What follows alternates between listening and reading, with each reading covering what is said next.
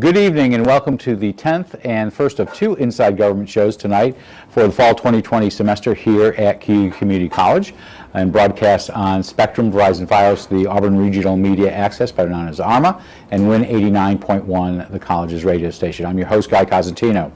As we have said on repeated occasions, due to the COVID-19 worldwide pandemic, our show has changed a bit since we stopped filming back in the spring, and we started with some new health protocols, largely due to SUNY directives and local health officials.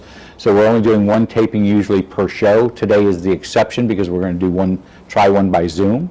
But we are taping on Tuesdays and Thursdays, and this allows us to have guests in the studio, but we only allow one guest at a time. A reminder, these are shows that are done by the students. They direct them, they produce them, they tape them. We've front-loaded the schedule starting in September versus late September or early October and ending in December. So today is our last show or set of shows.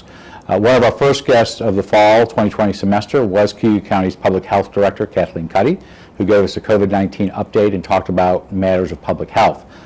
We thought this is the time to do it. It's the last show of the season, or second to last show of the season, for her to join us to give us an idea of what is going on with the local efforts. We'll discuss this year's upcoming flu season that may already have started, and vaccines in general, and we've gotten a couple of viewer questions and we'll ask those as well. So, welcome back. Thank you, Guy. I'm glad to be here. So I joked when you walked into the building upstairs and you went through the checkpoints, you are literally the business person I know. So everybody dreads your calls. Probably. Even more so than your children. Dubious distinction. But joke. I mean, Neil O'Brien, Jeff Perzo always jokes about it. But before getting into what's going on around here, how are you personally and your staff doing? We are... maybe depleted is a good word I heard someone use. We're certainly experiencing the COVID fatigue that everyone else is, but boy, they're a great bunch.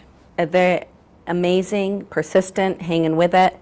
We are in the process of trying to get some supplemental personnel to assist us with our contact tracing and our case investigation. So you only have, I thought I heard the other day, you only have 6 full-time tracers? Well, so our nursing staff is doing the contact tracing and case investigation, and we have hired on some part-time nursing staff who assisted us with the contact tracing, and some of our other staff have learned to do that as well, but it was pretty limited. So this is most likely going out of order because we should talk about, the reason I asked that question because the cases have grown. They have exploded. I was going to say exponential, but you might want to, well, let's talk about that before we get to tracing. So roughly how many active cases do we have in KU County this week or at the end of October, which is, 5 days ago? Yes, so the end of October we had 228 positive cases. And that is almost a 3-fold increase since spring. Correct. What do you attribute that to? People tired of performing their preventive actions as part of it, and we've seen social circles widening. We've seen gatherings expand. So let me there interrupt. are some work-related things. All right, so let's leave the work-related ones out. So what I would call this and categorize this, and I can say this because you most likely can't, a combination of the reckless, the stupid, or the just not cautious. Yes, you could use those words. Okay. And I think not cautious is a really good one because, for example, there was recently a fundraiser where I think people are under the false impression if they haven't been sick and feel okay, that it must be okay if I just keep a little bit of distance. But if I keep a little bit of distance, but I'm not wearing a face cover, I don't live in the same household with you, we're spending 3 hours together to put this fundraiser on, well, guess what? Pretty much all the check marks of failure. If I am positive, I've exposed you. So of those 100 and, what was the number again? 228 through the month of October. 220. So of those, are some of them still in isolation and quarantine? Yes, so those were isolation only, so those were the ill people only. The people in quarantine, we had over 800 in quarantine through the month of October. And are they mainly in the city? Are they in the county? Are they spread out? I know Robert Harding used a chart that I think you put out. Correct. Where are they distributed in any clusters? They are, certainly the city and Moravia had the highest numbers currently, and with Moravia, we could certainly attribute a huge percentage of that to an outbreak at the Cayuga Correctional Facility. So both the So are inmates those a large chunk of your 200 plus numbers? probably at least 40 of them are people incarcerated So at Cayuga a Correctional. fifth or sixth of that number? Yeah. Solely to that site? Correct. And they have changed their policies on visiting, am I correct now? Every prison was a little bit different. I certainly couldn't speak to what's currently going on. At one point, visitation was back to typical, but I think there have been some restrictions put in place at a number of facilities that were having outbreaks. So how many deaths have we had so far? So when I was on a call earlier today, I was on with the hospital, and they identified another death that occurred at the hospital. What I don't know whether that person had been a Cayuga County resident or had been an out-of-county resident. So I want to say slicing there's it- probably 6 people right now who have died. This week, the hospital has experienced 3 deaths related to COVID. And All so of do you those count 3 somebody who's not from Cayuga County in that count for you? We don't. We Why don't. not? Because the county of residence will count them as a death So from it's COVID. like a census number. It is. Okay, And all right. we know if you live in a contiguous town, but it's out of county, you So may go to the closest So hospital. you think right now, since March, we're talking about 6? Correct. And that's a high number, and I'm not belittling it, but are you surprised it's not higher? I'm glad it's not higher. I'm very concerned that very recently that's been half our numbers. Right? We had at least 2 deaths this week, and that's a high percentage. So there has been this uptick recently. You attribute it to what we've talked about, but it's been 5 days since Halloween. You seeing anything related to Halloween? I mean, I live on a street that's fairly well traveled. A lot of trick-or-treaters out there. I will say that the vast majority of those people I saw out had masks, but they were still in clusters. I mean, I don't know if they're the same household. I have no idea. Are you bracing for an uptick, or have you seen an uptick, or are we through it now because it's 5 days ago? We're not through it. Okay. Yes, we were bracing for an uptick, and yes, we're seeing that.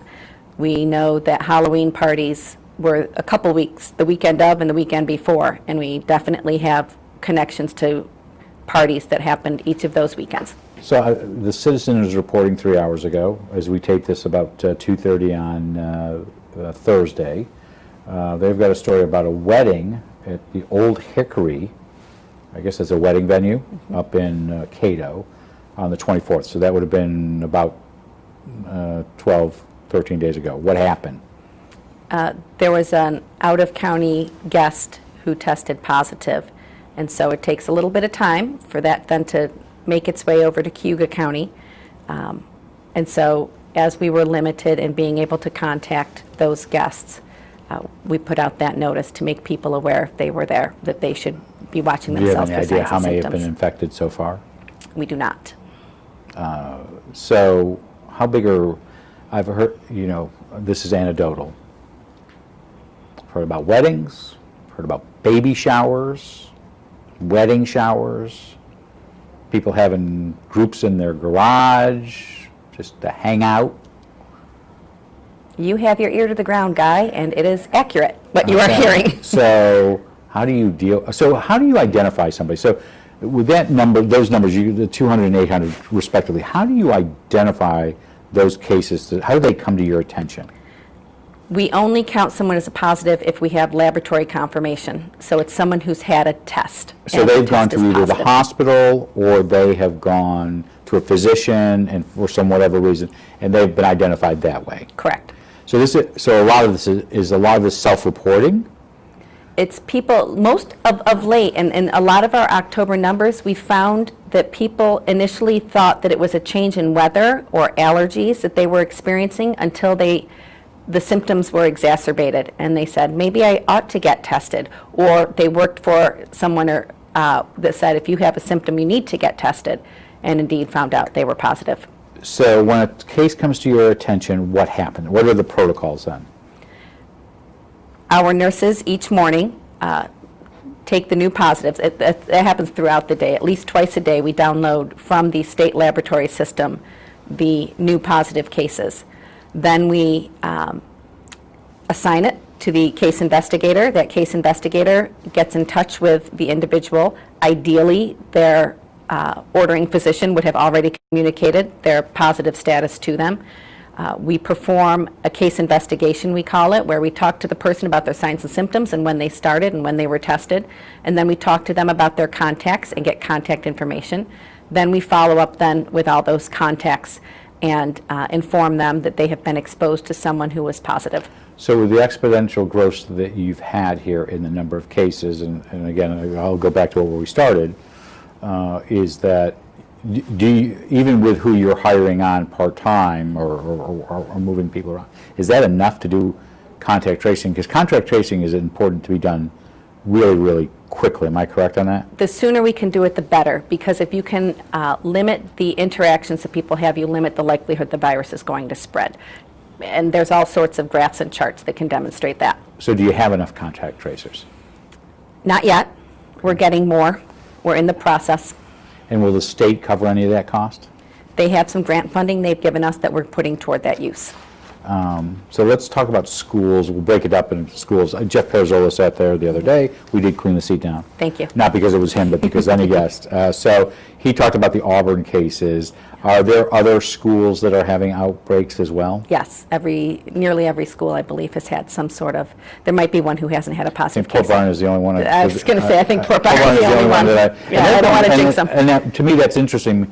I know a school board member there, but what's interesting to me, they are going 5 days a week, where Auburn is not. So I was wondering if there's a correlation there from that. So Wells College just had an incident this week. Were you involved? Did your office have an involvement in identifying that case to start with? So again, similarly, we would get notification of the positive, and then the college and the schools have been instrumental partners in helping us with the contact tracing, and that's the case here as well. And in the case of Wells, did you work with them to say, you know what, you need to go remote?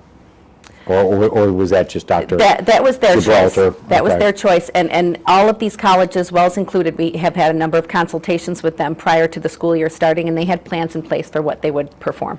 So the governor has kind of changed some policies. We'll talk about travel at the end, but before that, there's now this color system, which I don't think I'm fully aware of, and you don't have to explain it all. I'm not asking that. But in general, is this color system for each individual school, school district, or county-wide? It's not county-wide. It's definitely related to, they start with the school and they expand from there. So you might only be Casey Park, where we know we have had a case, or Seward or Herman, and that may not impact Genesee or what I just talked about elementary schools. That it may work that way. That's my understanding.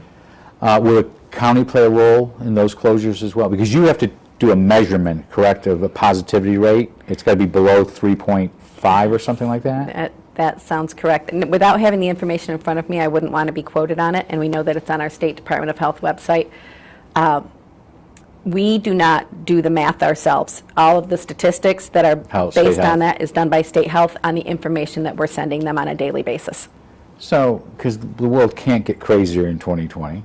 It's now flu season, correct? Is flu season roughly started? It is about this time. Because It is, and the flu is happening in our community. Because I think you and I were talking at some point, I think it was you and I were talking at some point, that you really wanted people to get flu shots at least 2 weeks before Halloween. Not that that was a bell ring day, but it was the idea that it takes some time for it to work. Yes, October's a great time. Any time's a great time that your physician says too, but good idea to get it.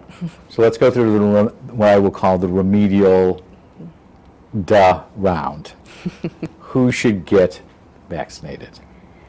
The easy answer is everyone should get vaccinated, but people at greatest risk certainly should consider it even more seriously and get it even sooner. So those would be older people, people with immune compromised, children, people without their immunity built, like babies may not be able to get it depending on their age, so their household members need to get it. So you and I know some people who have never gotten the flu or have never even gotten the shot before. They should step up to the plate this time? You will never hear me say that someone should not get their flu shot. That should only be a case if there is genuinely a medical reason And not their to. doctor should be making that determination, not them. Absolutely. So the flu shot is not necessarily 100% effective, correct? Correct. What it does is, sometimes it is effective, but sometimes it also just lessens the impact of the flu. Is that how it works? You are correct. There's different strains of the flu that go around all the time, and it's based on what we see on the other side of the world is how the vaccine is created. So it's not going to be 100% effective, but it is going to help mitigate some of these symptoms that happen, which really can lead to some serious health issues for And people. if you compound, and we'll get that into the compounding with COVID, but is there still time to get your flu shot? Absolutely time to get your flu shot. So a couple of years ago, and I want to say this is 4 or 5 years ago, maybe even beyond that, there was a national shortage of a particular strain of the flu shot. Is there plenty enough to go around right now? Plenty of flu vaccine right now. And if you're not covered by insurance, what happens? Well, that makes it more difficult. Typically, the health department has been able to offer shots to people, but we simply are not in a position to do that this year. So we encourage people to talk with their healthcare providers, to look at federally qualifying healthcare centers, and to talk to their pharmacies because there are options that can be available to them. So nobody should be, there is no reason, it might be a little bit more cumbersome to get your shot, but you can There's a get one way. if you need to get it. Why is it just because you don't have capacity at the county? I will tell you right now it's because our personnel are directed toward COVID response, and that is where we put our priority, since the flu vaccine is available at other venues. So what type of, well, it kind of makes sense, you put your resources where there's a shortage. So what type of COVID-19 testing are we doing in Cayuga County? I know, and this drives you nuts, I know Channel 9 keeps showing a Cayuga Health on their video, but it's not Cayuga Health, Cayuga County, it's Cayuga Health Tompkins. Right. We've seen that video. Drives me bananas. I should just call the station. But what type of, in that, they're showing people getting tested. That's not in Cayuga County. What are we doing in Cayuga County? So we're really on a little bit of a pause there that we hope to be able to expand as we expand our contact tracing. As you know, we had public testing that was performed through the end of July. And then we needed to put our nursing skills toward school readiness for vaccinations. Right. And then we just saw this explosion in cases. So we've been very fortunate to be working with the hospital as our partner very closely together. We know that our federally qualifying healthcare centers can test for COVID. We know So you're that talking about East Hill. East Hill, Moravia Health, Okay. Port Byron Health Center. We also know that the hospital-owned physician practices all have the capability of testing for COVID, as well as many of the non-hospital-owned practices So are there was a performing this thought, as well. and I think you were doing it for a little bit while, but in County House Road, the old nursing home, were you running testing there? We were in And that's no longer, That is not happening currently. As we acquire additional resources and as our staff time becomes more available, we'll be working in partnership again. So when you say acquire additional resources, is that coming from New York State, or do you have to go back to the legislature, which is, they're now in their 11th of a 12-month budget? Are you going back to them to say, we're short? So Or both? our legislature, when we have asked for additional personnel, created the positions. And we fortunately have been able to have the funding to offset those costs. So right now it's finding the people who have those skill sets and then training those We people. can't get nurses out of here quick enough, but we're trying. And we're scooping them up. Is the state coming up with money too? The state is giving us money. So right now, some of the resources, when I say that, it's not just financial or the skilled personnel, it's also having the testing supplies. We did, a few weeks ago, get some testing supplies from the state, and we're very pleased about that. Some of it was the rapid testing, the Abbott ID Now, because as a health department, we weren't in a position to quickly set up testing units at that point in time. We shared these resources with the hospital because they have the machines and they have made use of them. We also did have a clinic that we did operate one for some students and schools where there was an outbreak. So how quickly do you get results from those results that you are testing for? That particular test, often within 4 hours you can get. COVID-19 and the flu have similar symptoms, correct? So will you be testing, when I say you, it's the global you, will you, the hospital, healthcare providers, be testing cases in general, testing for both? Yes. Yes, most office practices, if you come in with symptoms, will be testing you for the flu, and some of them have the capability to analyze right on site. And is the only way to testing do for that COVID. is through a test to determine between the two? Yes, the symptoms alone won't tell you. They won't. So what's the outlook? I would not hazard to guess. It's So we're talking, so the national discussion, forget what's going on in the Midwest, which is horrible. The national discussion is if we have not had a second wave, we are at a third wave. Is that what you're worried about right now, or is on your horizon? I guess I'm looking at this probably as our second wave, right? We had a kind of low numbers, and then we started to see a little uptick that we thought was busy. There is no question we are on a rise right now. I hope this is the last wave, but in no way am I so Pollyanna as to think that this won't continue for many more months. And how worried are you about this upcoming flu season?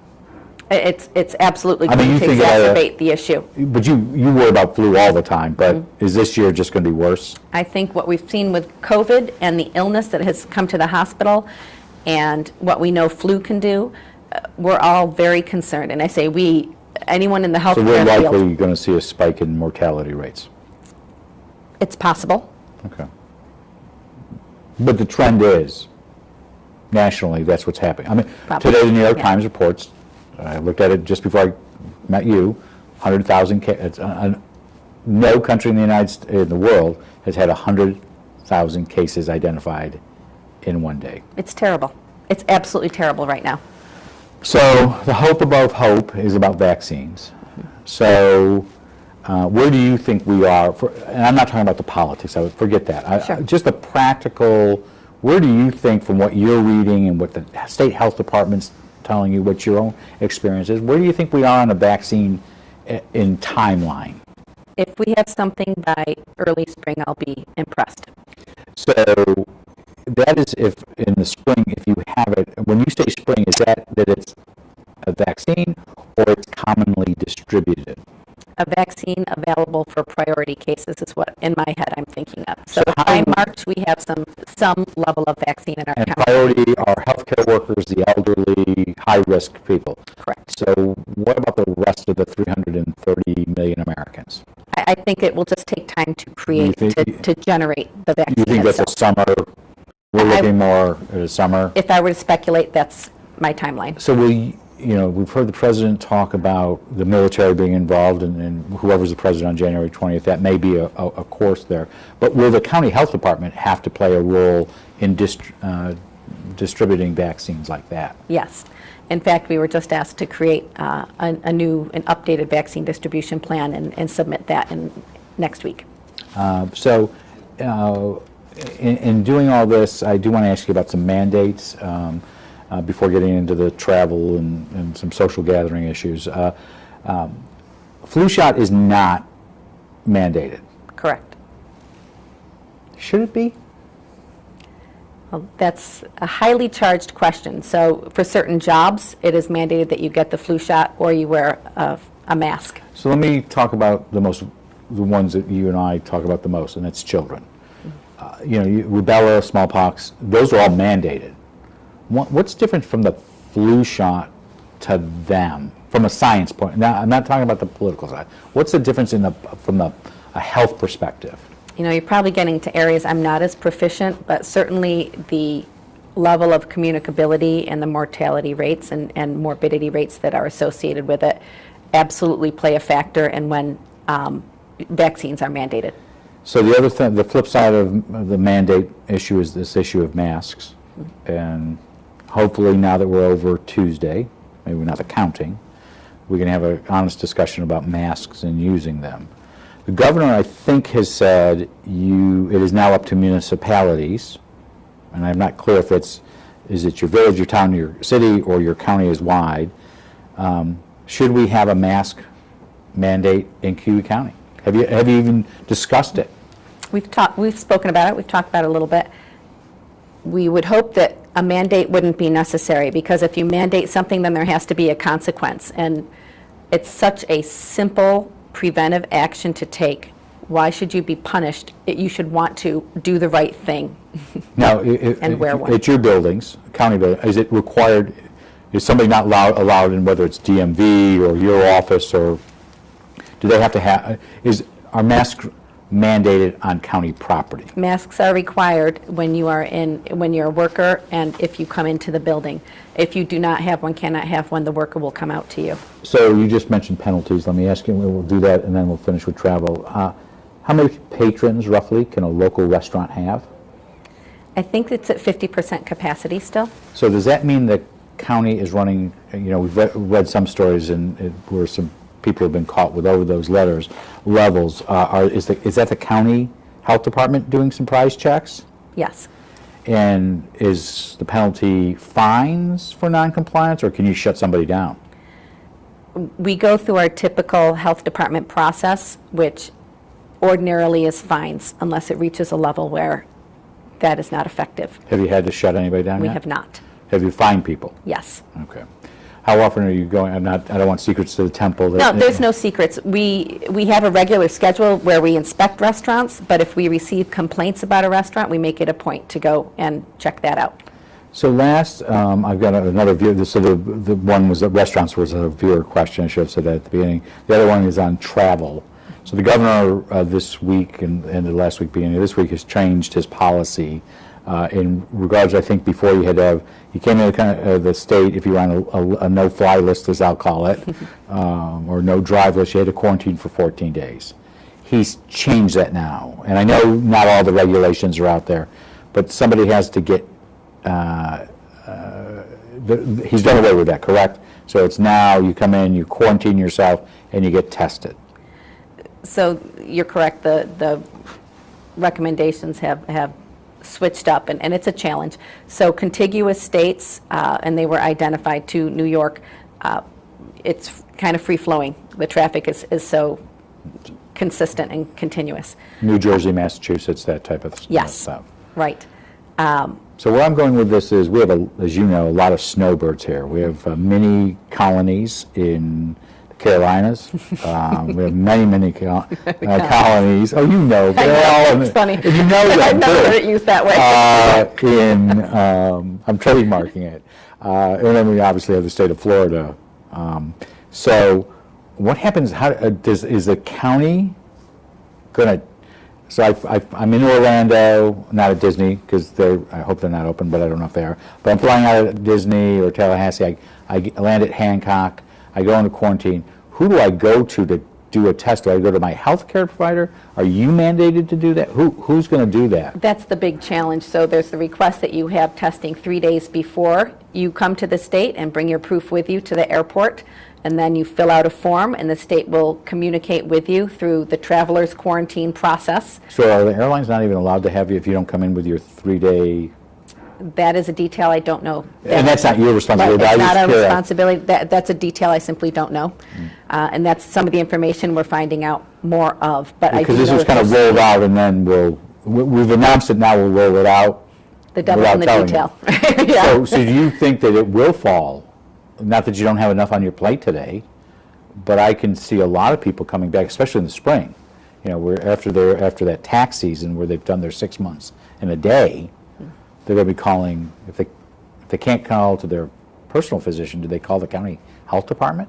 They can call, but right now we don't have open clinics. Again, all the resources, right? If we get to that point where we can have some routinely scheduled, and that is on our plan, then we shall be doing that, and that will be an option available to people. But the idea of getting a test 4 days after you return, if you've been in a high incidence state, that's going to be a real challenge, because that's an out-of-pocket cost unless you're symptomatic, and your alternative is to quarantine for 14 days. Is testing covered by insurance? It's covered if you're symptomatic or part of a public health exposure.